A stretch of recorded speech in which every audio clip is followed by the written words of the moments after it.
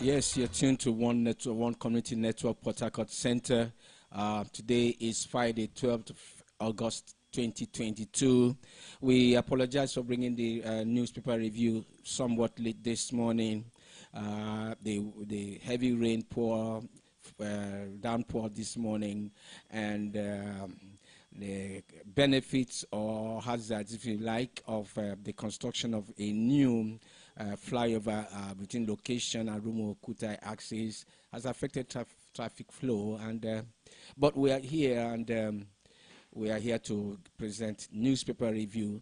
My name is Didi West, and wherever you are, please be careful. There's puddles of water everywhere, and traffic could be challenging today. But all the same, we thank God for a new day. And as usual, we begin with Today in History. Today in History, 12th day of August 2022, how in years past, what happened. And we begin with this one here, 1492. 1492, remember Christopher Columbus? Yeah, most of us read about him in history books and the primary school, secondary school. Christopher Columbus arrived in the Canary Islands on his first voyage to the New World. 1492. Christopher Columbus arrived in the Canary Islands on his first voyage to the New World. I remember that he was any part outside certain parts of America and Europe were considered New World, and Christopher Columbus engaged on his first voyage to the New World in the year 1492. We go to 1851. Remember the sewing machine? Well, in 1851, Isaac Singer is granted a patent for his sewing Africa, the world. The history, the very beginning of that machine dates back to 1851, August 12, when Isaac Singer received the patent for his design of that sewing machine that has become a global success by many standards. We'll move over to 1865. And in 1865, Joseph Lister, a British surgeon and scientist, performs the first antiseptic surgery. This will interest people in medicine. 1865, Joseph Lister, a British surgeon and scientist, performed the very first antiseptic surgery.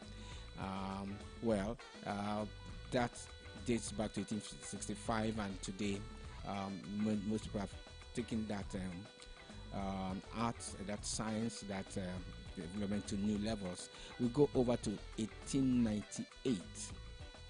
1898, you must have been hearing about Hawaii in America, Hawaii, a state in America. Well, in 1898, the Hawaiian flag is lowered from Iolani Palace in an elaborate annexation ceremony and replaced with the flag of the United States of America to signify the transfer of sovereignty from the Republic of Hawaii to the United States. So sometimes you wonder why Hawaii is in America. Here is the fact. In 1898, this day, 1898, the Hawaiian flag is lowered from Iolani Palace in an elaborate annexation ceremony and replaced with the flag of the United States of America to signify the transfer of sovereignty from the Republic of Hawaii to the United States of America. So some take history there. And then we are now in 1953. On this date in 1953, the first thermonuclear bomb test, 1953, experienced the first thermonuclear test. The Soviet atomic bomb project continues with the detonation of RDS-6S, which is also called JO4, using a layered scheme. On this date in 1953, the first thermonuclear bomb test took place with the Soviet Union, the then Soviet Union, taking its atomic bomb project to new levels with the detonation of the RDS-6S, also called JO4, using a layered scheme. And then we come to 1964. It's coming closer and closer home. 1964, South Africa is banned from the Olympic Games due to the country's racist policies.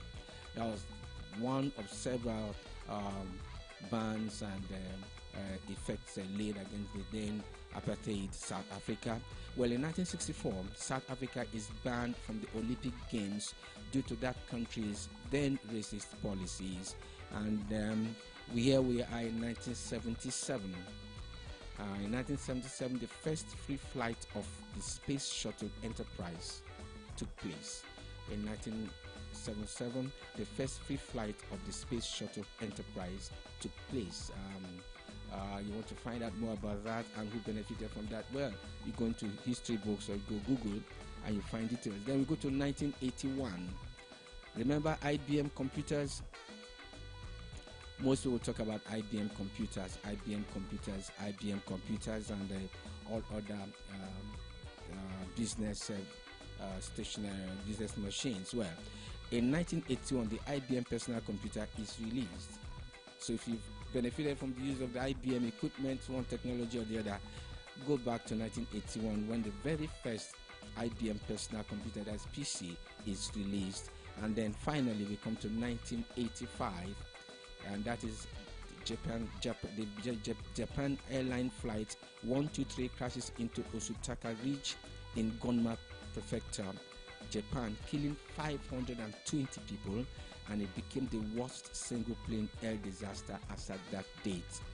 1985, Japan Airlines Flight 123 crashed into Osutaka Ridge in Gunma Prefecture, Japan, killing 520 people, and that incident as at that day became the worst single airplane disaster anywhere in the world. That's a huge number, 520. Well, that's the much we are taking on